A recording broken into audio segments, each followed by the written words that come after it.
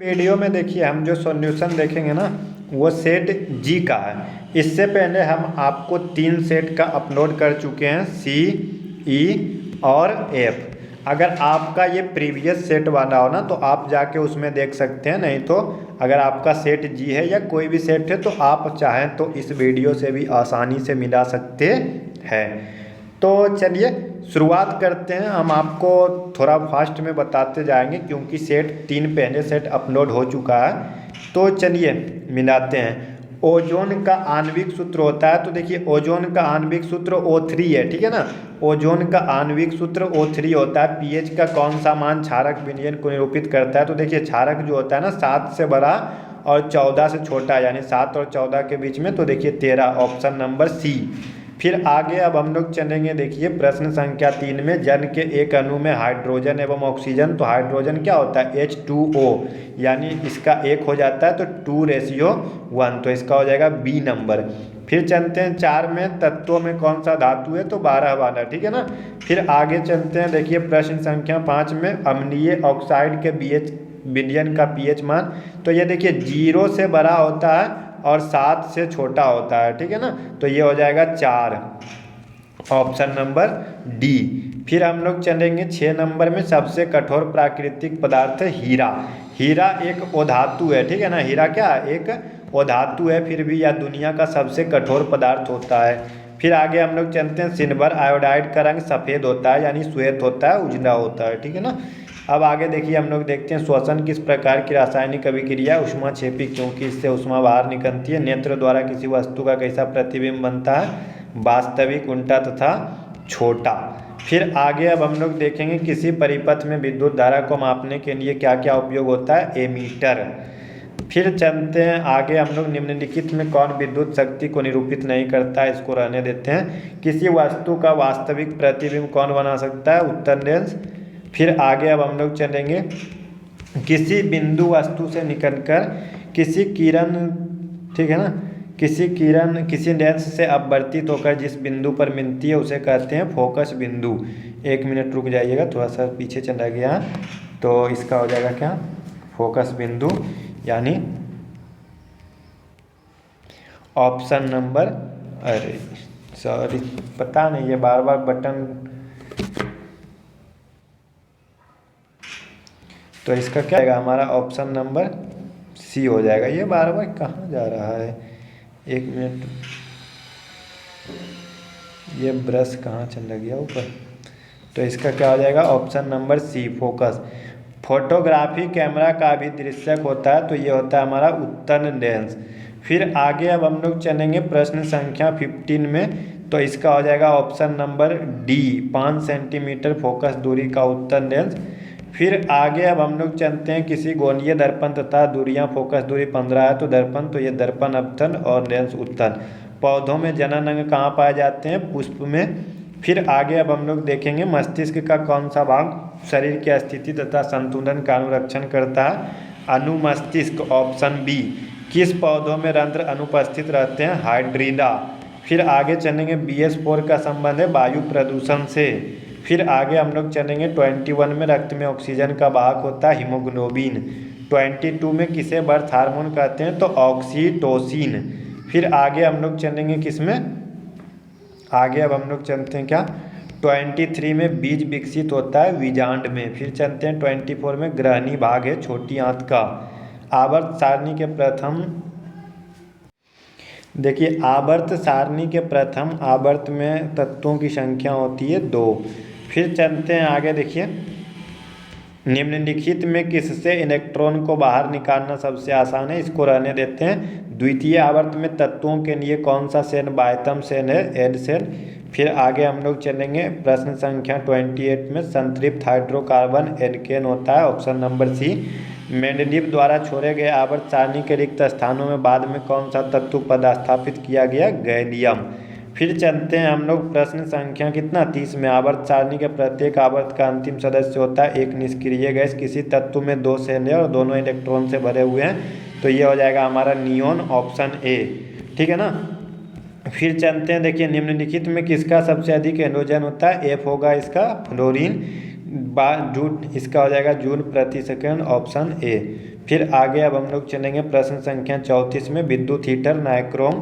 प्रश्न संख्या 35 में चलते हैं। 35 में हमारा हो जाएगा प्रतिरोध। फिर 36 वाला देखते हैं एक विद्युत क्षेत्र, तो इसका हो जाएगा विद्युत वाहक बल से अधिक। फिर हम लोग चलेंगे कितना, प्रश्न संख्या 37 में अनवीकरणीय ऊर्जा कोयला।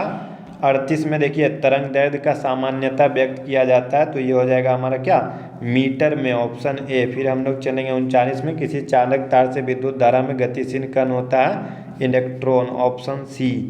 फिर हम लोग चलते हैं 40 नंबर में, देखिए 12, तो इसका हो जाएगा 24 जून, ऑप्शन नंबर डी, ठीक है ना। फिर हम लोग चलते हैं क्या 48 में, तालाब किस प्रकार का पारिस्थितिकी तंत्र है, तो इसका हो जाएगा प्राकृतिक। फिर हम लोग चलते हैं देखिए प्रश्न संख्या 42 में, निम्न में कौन सा पारिस्थितिकी तंत्र में अधिकतम संख्या में मौजूद होता है, तो इसका हो जाएगा उत्पादक, ऑप्शन नंबर ए। फिर चलते हैं 43 में, जीवों की उत्पत्ति के पहले पृथ्वी पर क्या नहीं था, तो O2 यानी ऑक्सीजन। फिर आगे हम लोग चलते हैं देखिए भारत में उत्पादित प्रत्यावर्ती धारा कितनी आवृत्ति की होती है, तो 50 हर्ट्ज, ऑप्शन डी। फिर चलते हैं 45 में, 1 माइक्रो एम्पियर विद्युत धारा होती है 10⁻⁻6 एम्पियर। फिर चलते हैं हम लोग कहाँ 46 में, नरोरा विद्युत कहाँ पे है, तो यह है हमारा महाराष्ट्र में, ऑप्शन सी हो जाएगा, ठीक है ना, महाराष्ट्र। फिर चलते हैं देखिए 47 में, स्पेक्ट्रम प्राप्त करने के लिए निम्नलिखित में से किसका उपयोग किया जाता है, तो स्पेक्ट्रम को प्राप्त करने के लिए जो है ना हमें प्रिज्म का उपयोग किया जाता है, प्रश्न यानी ऑप्शन नंबर सी।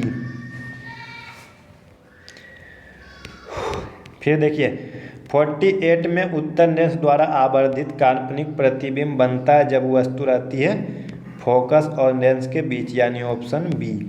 फिर चलते हैं देखिए जल में घुलनशील भस्म कहलाता है क्षार, ऑप्शन बी, ठीक है ना। फिर देखिए आगे चलते हैं हम लोग, सोडा ऐश का रासायनिक सूत्र होता है, तो देखिए सोडा ऐश का रासायनिक सूत्र होता है Na2CO3, यानी ऑप्शन बी। निम्नलिखित में कौन विजातीय यौगिक है, तो विजातीय यौगिक है प्लास्टर ऑफ पेरिस, यानी ऑप्शन बी। फिर हम लोग चलेंगे क्या प्रश्न संख्या 52 में, बेकिंग सोडा का रासायनिक सूत्र होता है, देखिए NaHCO3। निम्नलिखित में कौन संक्षारक अम्ल है, तो इसका हो जाएगा हमारा सल्फ्यूरिक अम्ल।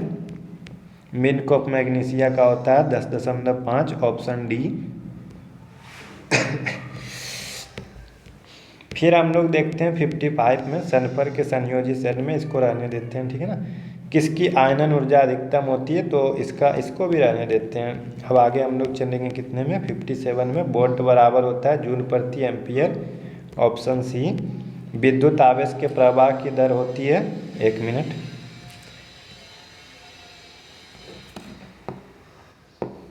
तो देखिए विद्युत आवेश के प्रवाह की दर जो होती है वो होता है विभवांतर, ऑप्शन सी। फिर चलते हैं निम्नलिखित में कौन सा कथन सत्य है, तो इसका हो जाएगा ए नंबर, जूल बराबर वोल्ट इंटू एम्पियर। फिर हम लोग चलते हैं देखिए प्रश्न संख्या 60 में, CHO अभिक्रियाशील को कहते हैं, अरे यार 1 मिनट रुक जाइएगा, तो इसका देखिए हो जाएगा हमारा एल्डिहाइड समूह, ठीक है ना। अब चलते हैं 61 में, एथेनॉल को सांद्र H2SO4 के साथ गर्म करने पर कौन सी गैस बनती है, तो इसका हो जाएगा हमारा C2H4, यानी एथीन।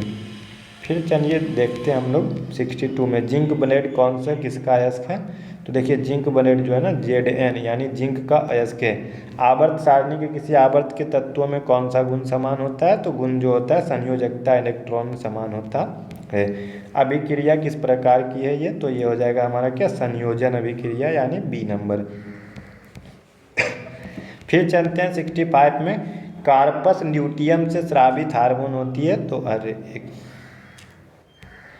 तो ये देखिए हो जाएगा क्या हमारा, कार्पस ल्यूटियस से जो हमारा हार्मोन स्रावित होता है ना, तो ये होता है प्रोटेजोस्टेरोन, ऑप्शन नंबर बी।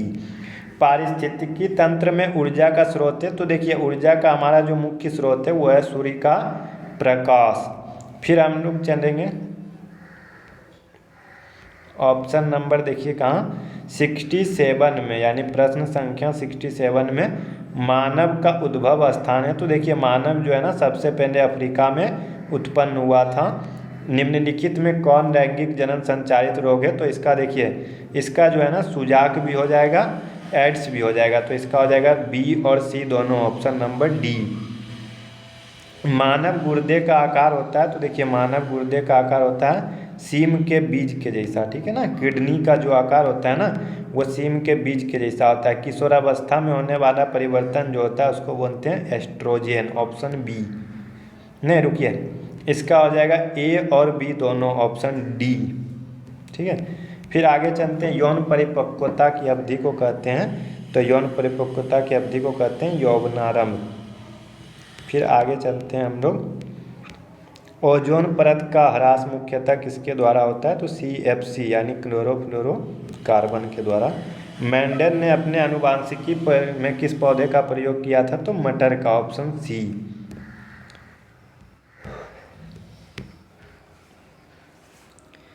किस प्रकार के श्वसन से अधिक ऊर्जा मुक्त होती है, तो इसका हो जाएगा वायवीय, ऑप्शन ए।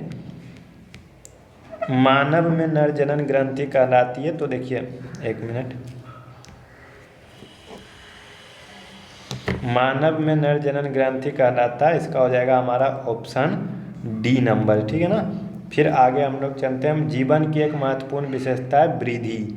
फिर देखिए आगे हम लोग चलेंगे 77 नंबर में स्वपोषी पोषण होता है पेड़ पौधों में, ठीक है।